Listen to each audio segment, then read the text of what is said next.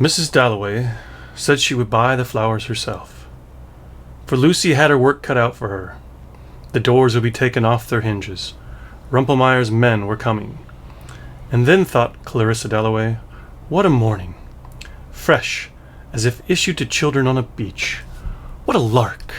What a plunge! For it had always seemed to her when, with a little squeak of the hinges, which she could hear now, she had burst open the French windows and plunged at Bourton into the open air. How fresh, how calm! Stiller than this, of course, the air was in the early morning, like the flap of a wave, the kiss of a wave, chill and sharp, and yet, for a girl of 18 as she then was, solemn. Feeling as she did, standing there at the open window, that something awful was about to happen, looking at the flowers, at the trees with the smoke winding off them, and the rooks rising, falling, standing and looking until Peter Walsh said, "Musing among the vegetables? Was that it? I prefer men to cauliflowers." Was that it? He must have said it at breakfast one morning, when she had gone out onto the terrace.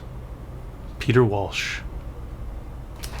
This is from Mrs. Dalloway by Virginia Woolf. I really like this beginning to this book. I can't say I like the whole book. It gets a little, I'll just say, boring at parts. But I really like the beginning. I like, and the reason I like the beginning is just the structure and the way she uses a simile in this passage. And what is the simile? She is describing the morning. Well, she's comparing the morning that Clarissa Dalloway is experiencing to basically the beach. And it's probably more of a metaphor than a simile, but she uses a lot of simile words. And it's not just done once, it's done throughout the passage, which is really intricate. It's done, well, I should say it's done really intricately, and you can kind of miss it if you're not paying attention. So let's take a look. So blah blah blah blah, they're having a party, and so Rumpelmayer's men, I'm assuming the butler or something like that, or some other contractor, is coming to take the hinges off the double doors, the big French doors, essentially, of their big house. And they're going to have a nice open-air party that goes into the house and outside the house and all that. And this is like the 1920s, probably. Let me see when this book was published. It's meant to be a more contemporary novel for the time. Lord. 1925, yeah. So England, 1925, most likely London. And the thing about this novel is that much of it is stream of consciousness, which was a thing that James Joyce came up with, and Virginia Woolf really liked it, so she used it in this book.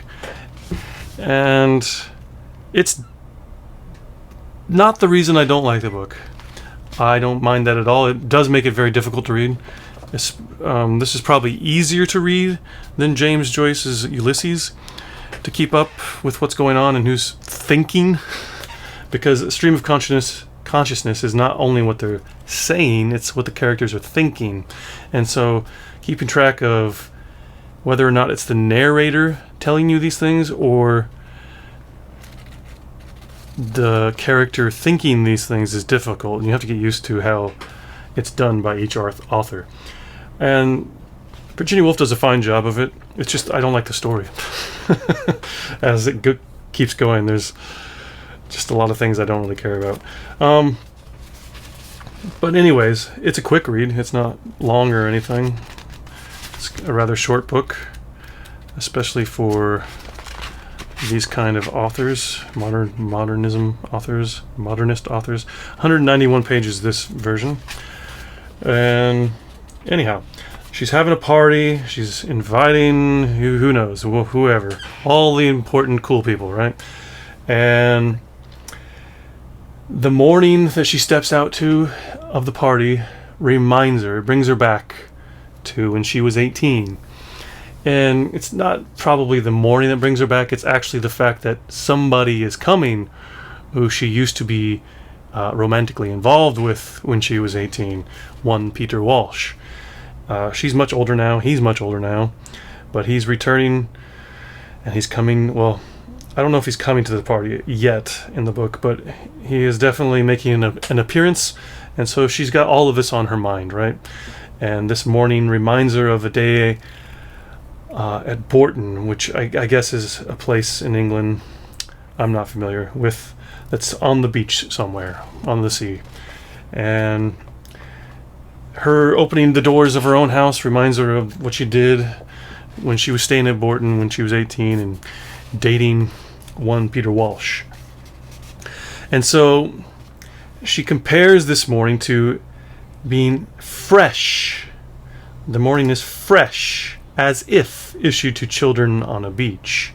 So it's a very complicated simile, and it's basically comparing the morning's freshness, the smell, the sounds. It's probably, if you think about going anywhere where there's a beach, especially in more temperate climates, there's kind of a scent to the sea and the wind and the breeze and all of that. And as if issued to children on a beach, right? It's so pleasant that it was made for children to play in, made for children to enjoy. This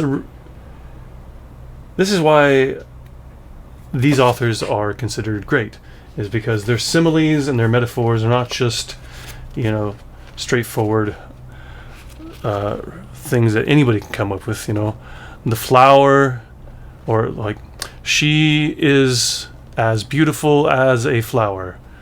He smells like like beef, right? You can start with that, but then you have to add, and you have to move things around and get things really think about what beef is and all the different ways you could describe beef, and then bring that back to the idea of the scent of the man that you're in love with, or something like that. If that's what you're going to write, if that's how you're going to write a simile, you need to be more intricate. And this is a great example of being intricate with the simile. So it starts there, but it doesn't stop there, because it continues, and it continues in different ways, especially like this. If we go back to this, what a morning, right? That structure, what a morning, what a lark, what a plunge. What is a lark? Well, that's a bird, right? And it's also a way to express joy. What a lark. And then what a plunge, right? A plunge is dipping into the water. It's that beach image again. It brings back the image of the beach. The lark,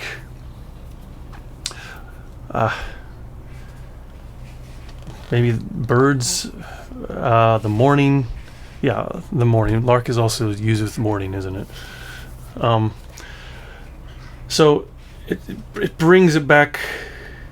It brings the morning back to the beach with what a lark, what a plunge. Because I think we're using lark kind of like morning, and plunge like beach, and we're putting these together just like we put morning and beach together in the previous sentence. So it's repeating the structure of what a morning and repeating the simile. See how that works? Here's our simile. Here's one of the pieces of, there's a structural element of the simile repeated, and then the simile is basically repeated. It's the lark in terms of the morning, not necessarily a bird. My bad. I'm doing this on the fly. I'm not looking anything up before I do these videos. I just kind of write down the passage, think a little bit, and then I go. So forgive me. So what a lark, what a plunge. This is what we call a reaction video, right? The simile is being compounded with that structure. It's impressive, right? And then it keeps going. It doesn't stop. So it had always seemed to her when, with the little squeak of the hinges, bringing back that door thing again, which she could hear now, she had burst open the French windows and plunged at Borton into the open air. So it's kind of attaching the simile to the situation, and the plot, right? The plot is the party, which you don't quite understand yet. I mean, it's who's Lucy, who is Rumpelmeyer, right? It's these things are not quite known yet, and you have to keep these in your head, and you probably have to come back to them if you're a good reader. You would come back to them if you're lost or stuck. But it kind of repeats the image of the first paragraph, opening the door, right? This is her opening the door in the past. We don't quite know that yet until we read further down and get to that part of Girl of 18. But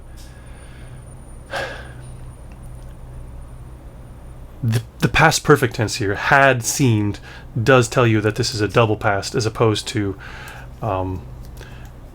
her present, where she is, going to have to buy the flowers and stuff like that. So it repeats that little section here, and then it gets back to this beach thing again, and the morning, the air, right? The morning is fresh. It's calm. Stiller than this, of course, the air was in the early morning. The air in this morning is like the flap of a wave. Where's the wave? At the beach, of course. The kiss of a wave. I guess that's the sound of a nice gentle wave kissing. I don't know, but I think this is more about the romantic element of Clarissa and Peter Walsh kind of inserted into the idea here. And it brings back the simile structure. It uses like this time, like the flap of a wave, and then it has like a climactic emphasis. It adds more information to the simile in succession, right? The flap of a wave, like the kiss of a wave, like the chill and sharp and yet solemn. What is that? Okay, so like the flap of the wave, like the kiss of the wave. The morning is chill and sharp and yet solemn. It's just all these different ways to describe the morning being like the beach. What is chill and sharp besides the morning air? Probably the feel of the water when you jump in, right? When you jump into that wave, it's going to be chill. It's not just the air. The water, especially in England on the sea, it's going to be cold. I'm assuming that side of the Atlantic is quite cold. I don't know. I've never been there. But I know the Atlantic on the Florida coast is warm, but probably when it gets back up to England, it's quite cold. So it's going to be cold water. It's going to hit you really sharp, right? When you first get into the water and it's freezing cold, it's like a sharp pain all of a sudden. You feel it. And yet solemn. Right? Solemn is... It's not happiness. It's not all this joy. But it's not complete sadness. It's just kind of like, it's ending. It's not going to be what it was. Right? Feeling as she did, standing there at the open window, that something awful, right? That bringing back that solemn idea was about to happen. And awful is the perfect word, because I don't know when or how awful became a negative word, but it did. But if you think about the word awesome, some means what? It means partial. Means wow. So what is awful supposed to be? Awful, full, not just partial, complete awe, right? So the etymology of awful is not just, negative. It's not just a negative connotation. There's also a positive connotation. So it's perfect to go with solemn, that feeling of solemn and joy. at the same time, right? It's that bursting out onto the beach from the doors and looking out. That's awesome. There's awe to that, but it's also kind of awful. Something awful is going to happen. And what happens is, I don't remember, something to do with Peter and they break up or whatever. Something like that. But it's also something that's going to happen later in the book, in the present time. So it's hard. This is what's hard about this stream of consciousness, is because she is thinking, and the narrator is also kind of telling you what she's thinking, and you have to decide, is the information that you're learning now relevant to the past? Like, this is what happens when you begin with a flashback immediately. Is the flashback to Clarissa, is something awful going to happen then? Or is it the present moment with Clarissa? Is something awful going to happen later on in her present? I think it's both, in a way. And it's that ambiguity that we enjoy from literature. Looking at the flowers, at the trees with the smoke winding off them, and the rooks rising, falling, standing and looking, until Peter Walsh said, "Musing among the vegetables?" Okay, so this is the past. This is the flashback still. I guess now she's standing in the garden, and Peter Walsh comes up behind her or something and says, "Are you just having fun among the vegetables in the garden?" Was it that? Right? It's that stream of consciousness. Was it that? "I prefer men to cauliflowers." Was it that? Is that what Peter Walsh said? I'm trying to remember, right? This is that stream of consciousness narrative style where you're like, whoa, whoa, whoa, what's going on? So you have to get used to it right away in this book. He must have said it at breakfast one morning when she had gone out on the terrace. Peter Walsh. Yeah, so it's that simile that really captured me when I read this. It captured me the first time I read it. I saw it immediately. I'm like, wow, that's really... Actually, I noticed this part first. This one got me first because I really like that. Like, I just heard the thunder outside. It's a rainy day. How fresh, how calm, stiller than this, of course, was the air in the early morning, like the flap of a wave, the kiss of a wave. I like the repeated repetition, not repetition. I like the repeated emphasis of what is being compared in the simile, and that grabbed me. And it wasn't until later that I realized it was repeated up here. So anyway, I think that's a great way to use a simile and to be very intricate and not just be bland and boring. And so if you want to improve your writing, try something like that. And again, Mrs. Dalloway by Virginia Woolf. Take care.